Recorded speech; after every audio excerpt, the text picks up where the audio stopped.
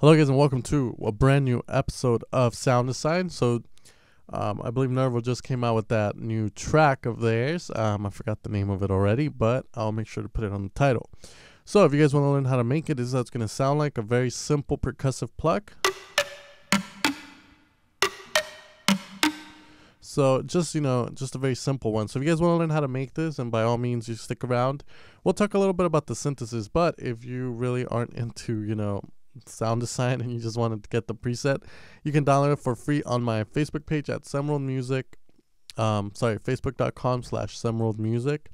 Description will be below. I suggest if you want to learn about sound design, stick around. We'll talk a little bit about what each knob did and what's going on with this sound, which is another very simple sound for big room house. Now let's get started. So straight away I turned my polyphony down to 1 because this sound doesn't really require that much layers because it's so percussive. The whole point of it is to make it sound punchy. So straight away you can have polyphony at 1. It'll save you some CPU power if it matters. The higher the polyphony, the more voices you can play. But since our sound really isn't going to be playing chords or anything, it's going to be single notes, then pretty much 1 polyphony should be fine. Alright, so in oscillator 1 we go straight for a square wave because a square wave, as soon as you put it on, it sounds very cartoonish. So with that in mind, you got to keep in mind that when you distort the square wave, it starts sounding really kind of punchy and really like a wood block, you would say. What we did is we put a square wave with 8 voices. The retrig is left on because the retrig starts the phase over, and since this is a percussive pluck, you really want to keep that phase starting over every time your MIDI triggers silent 1. So whenever I hit a note, what's going to happen is my phase is going to start back at 0. So it's like you're sprinting. You sprint, and most of the energy is wasted on that sprint getting to your max speed.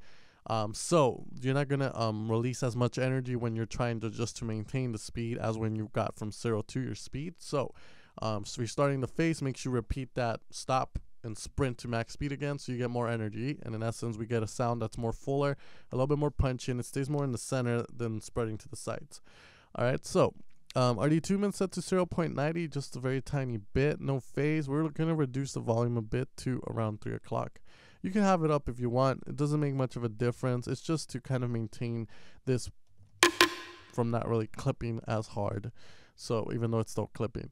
Alright, so pretty much after that, we're pretty much done here. We're going to go into amp envelope A, where we're going to pretty much just shape the sound. Even though we're going to be using mod envelope 1, it's still safe to say we're going to shape it through here. If you want to, you can leave it at full sustain, but for good habit, I just always do this. So amp envelope A, we have the attack all the way down, and we're going to have our decay set to a value of 3.23. The lower the decay, the more punchy it gets, and the less sound you get out. Just a heads up. So we have it at 3.22 with some release at 3.09. Now we are going to go into oscillator A2, where we're just going to apply some white noise with 8 voices, and we're going to pitch that up by 2, so we're going to get a lot of the higher end of the white noise. We want to lower the volume though down to around 9 o'clock, just because we can hear white noise a tad bit better than anything else, because it's such a high frequency that you don't really need that much volume to make it stand out in the mix. If you notice, whenever you put like hi-hats in your mix, and even though you lower the volume, they still sound kind of high, is because higher frequencies can be heard at lower volumes way better than the lower frequencies. Alright, so the retrig is off on our noise, so it surrounds the sound instead of being there with it in the center. And then we just got some detuning, which isn't really that important. You can apply it or not if you want. Okay. So now we're going to go into our filter, where we're going to be applying a low pass filter, which is going to cover the high end straight away. So pretty much what's going to happen is, if I were to close this filter, you wouldn't be able to hear anything if I didn't have an envelope. So if I take this envelope off, you put it, you can't hear anything. So as soon as you start opening up the filter, the lows are let out first.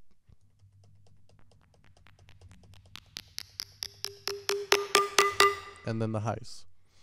Okay, so we're going to put cutoff A back.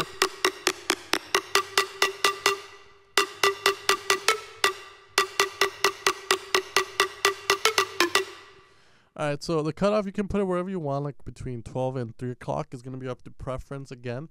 Our resonance is going to be set to 1.38, and we're going to have a drive, so it's going to increase in volume at 1.48. This is a 24 dB type filter. A 12 dB, the difference, it will let out more of the sound, more of the frequencies. Now our filter control is going to be our master filter control. So in essence, it's going to control this cutoff and this cutoff, in the sense that this is going to decide how much of it is actually being filtered. So it works in correlation with the amount you put in part A and part B, even though we're not going to be using part B. The cutoff is set to around 8 o'clock. And our resonance set to 2.52, and we're applying a key track of 1.71. Key track just makes the filter open up a tad bit more whenever you go in the lower notes. So the higher the key track, the more you can do with it. Finally, we're gonna reach the fucking envelope and LFO section, which is what's gonna make this sound the way it does, in the essence of the shape, its characteristic. So in mod envelope 1, we have this routed to our cutoff A, which is gonna be this bad boy here. Our black knob is set to a value of 8. So pretty much we are going to be opening the filter up. When you go to the right, you're opening the filter up. When you go to the left, you're closing it, depending on what you have. So a low pass, to the right, you would open it. To the left, you will close. Whether if you had a band pass, you're just moving where the band pass is located on what frequency, and the high pass. To the right, you're going to close it, and to the left, you're going to open it up. Okay, so pretty much we have a fast decay just like our amp envelope. We're going to shape the sound through here as well. Our value set to 2.07. We're going to have a sustain of 1.09, which is going to let more sound stay out. And then we're going to add a little tiny total, so 0.92. So what's going on here, in essence, is once we click a note, all these envelopes trigger, as well as the LFO. So what's going on is our filter is getting opened to this value, which is going to be around here, fast. And then it's going to close back to where it was originally.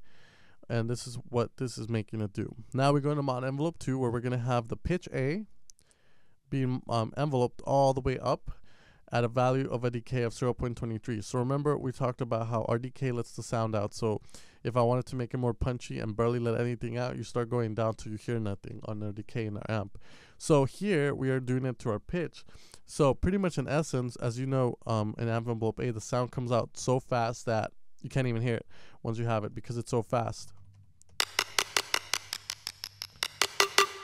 So here what's going on, our envelope is changing the pitch at a very fast rate, which we can't hear, but the outcome of it, which is what's important, is going to be it sounding a little bit more punchier. So it's going to make a clicky noise, like a so the higher we put the decay, the more you're going to notice it, as you saw. So this is just another technique to kind of make your sound a little bit more punchy. Next we have our cutoff A, which is just going to make this a little bit more punchy. So same thing that's going on here is applying here. So it's happening, this one's happening at a faster rate, so we're going to get a little bit of a click as well. Finally, we're going to LFO1, where we have a sine wave being LFO'd at a rate of 1/8D to pitch AB. So let's just change that to pitch A, since we're not using part B at all. And what we're going to do is increase the gain to 1.05, and we're going to leave the offset where it's at. But we're going to put that right here. And pretty much what's just going to happen, it's just going to happen so fast, and it's not going to be as noticeable. So honestly, you could leave this out and the sound will still sound the same, but it does make a tad bit difference when you start putting the rate up. But for this sound, let's just leave it there. We're not going to apply that LFO. So let's put this back to where it was.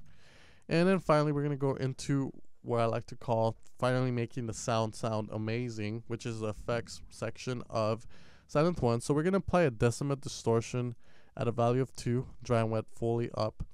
Now, decimate is an awesome tool for making percussive sounds when used in moderation, because if I were to put this up, it destroys my signal. It just lowers the bit rate so much that you can't, it sounds like God knows Atari.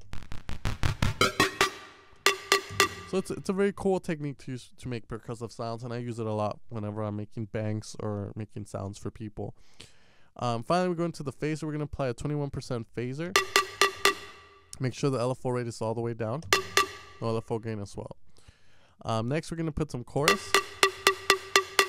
You can see the effect it gives the percussive sound. So we want our dry and wet at around 42%. No feedback. Delay set at 12. Rate at 12. Depth at 40%. And width all the way up. and we're going to leave dual mode on for that. And finally, we're going to our EQ. We want to lower the bass frequency all the way down and the bass boost all the way down, and we want to leave our EQ treble on at 7.5 dB and our EQ frequency at 932.87. As soon as you turn the silent 1 EQ on, your 115 hertz gets boosted by 7.5 thanks to this here, and your treble gets boosted at 3.5, so you get a boost at 3.5 and 115. So if you don't move the knobs and you just turn your EQ on, you're gonna see a boost in those frequencies. Finally, we're gonna apply something important, which is a reverb, dry and wet at 51% with our size at around 5 o'clock. Pre-relay all the way down, so the reverb's not gonna lag before it comes out. It's not gonna tail. It's gonna come out instantly with the sound. Our downwards is at 4.67, and we want a fully stereo reverb. Finally, we're going to apply some compression. Our ratio is set to 3.88 to 1. Pretty much all that's saying is anything that goes above the threshold that we have set here will get compressed to this ratio. So for every 3.88 dB that goes over, 1 dB will come out. So our threshold set to -15, and we have an attack of 15.10 milliseconds and a release of 150.70 milliseconds. So finally, last thing we do, I just put mix B down just, for hell of it. So you don't have to do it, but if you want, you can. And we boosted my mix A a little bit up and left the main volume at 7.36. We turned mono legato on because, if I wanted to, I could play it as a pluck as well.